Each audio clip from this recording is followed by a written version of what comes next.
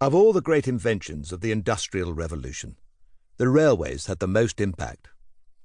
In a world before rail, travel over any distance was a major undertaking.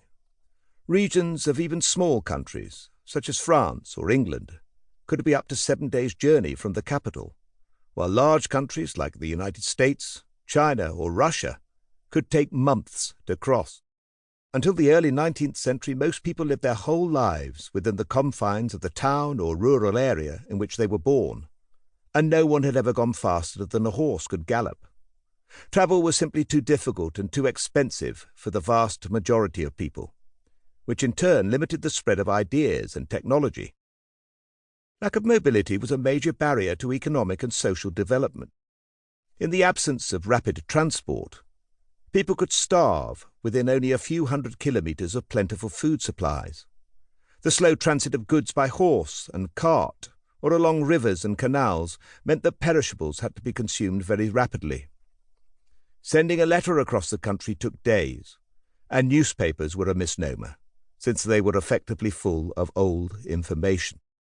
It took months for people to learn the fate of loved ones at war, and news of major events, from even just a short distance away, filtered through slowly. Limitations on travel also translated into social restriction. People had little choice of spouse, since opportunities to meet potential marriage partners from even neighbouring towns were rare. Concepts of time, too, were different before the railways.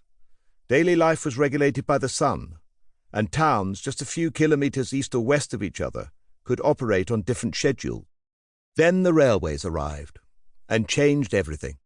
One of their first major impacts was to force countries to standardise their measurements of time, both nationally and internationally, since railway timetables would otherwise be too confusing. Greenwich Mean Time, the standard by which the world sets its clocks, was created partly as a result of the railways, and the US was divided into 4 time zones for the same reason. The Trans-Siberian, the longest railway in the world, still operates according to Moscow time, even though the line crosses 7 time zones on its way to Vladivostok. Punctuality and timekeeping thus became vital, not just with regard to the railways, but in all spheres of life. The railways created the structured day, which prior to their arrival had been 10 hours long, rather than today's norm of 8. In other words, they created the 9-to-5 routine. The railways overthrew all established concepts of distance and time, and social upheaval followed. The last vestiges of feudalism were swept away, since people were no longer tied to the land. Indeed, they could now work far from home. People worked standard hours and expected to do so for a wage. Thus, the growth of capitalism went hand in hand with the expansion of the Iron Road. As people no longer had to find employment near their homes, towns and cities could become far larger than would previously have been possible. Suburban sprawl, often thought of as a product of the automobile age, is in fact the result of the development of commuter line.